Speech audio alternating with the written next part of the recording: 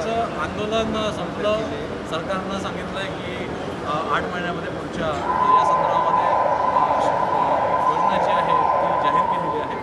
बच्चू कडू यांच्या संदर्भामध्ये सगळी भूमिका आहे तुमची, त्यात आता तुमचं म्हणणं काय? असं आहे की बच्चू कडूंनी ज्या पद्धतीचं आंदोलन केलं, मी आधी सांगितलं आताही सांगतो, स्वतःचं राजकीय अस्तित्व निर्माण करण्यासाठी, राजकीय पुनर्वसन करण्यासाठी बच्चू कडूंनी आंदोलन केलं.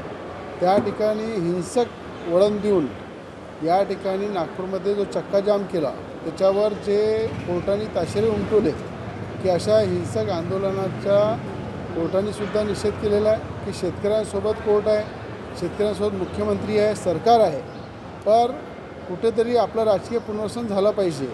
म्हणून शेतकऱ्यांचा सहारा घेऊन अशा प्रकारचं आंदोलन करणं, शेतकऱ्यांना वेठीस धरून आपलं साध्य करून घेणं, त्या ठिकाणी ज्या पद्धतीनं एकनाथजी शिंदे यांच्यासोबत 20 मिनटं बच्चू कडूंची एकांताची बैठक झाली, त्याच्यामध्ये लवकरच मला असं वाटते शिंदे गटामध्ये बच्चू कडूंचं राजकीय पुनर्वसन होणार आहे.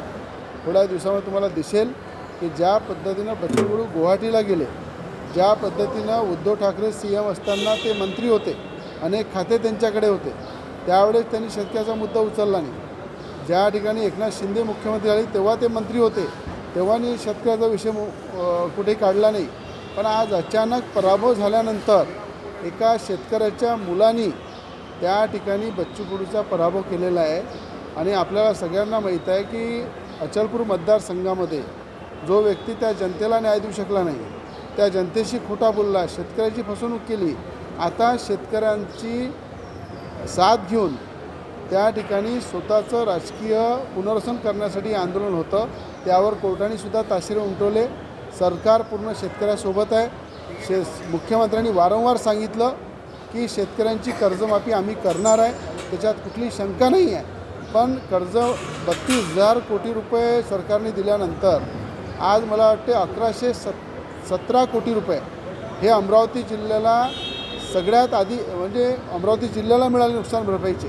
बावनकुळे साहेब सुद्धा तिथे पालकमंत्री आहे. जर 1117 कोटी रुपये अमरावती एका जिल्ह्याला दिले आणि 32,000 कोटी रुपये जर सरकारने दिलेले आहे, त्याच्यानंतर शेतकरी आंदोलन करून फक्त राजकीय पुनर्वसन करण्यासाठी बच्चू कडूंनी नाटक केलेलं आहे. हे सगळं